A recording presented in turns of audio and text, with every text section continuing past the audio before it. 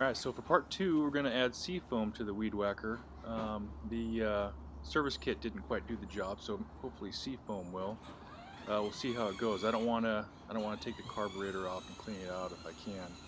So we'll try Seafoam first and go from there. Whatever you do, don't play with the carburetor settings. They're set from the factory. They should be set correctly. If anything, carburetor just needs to be cleaned out.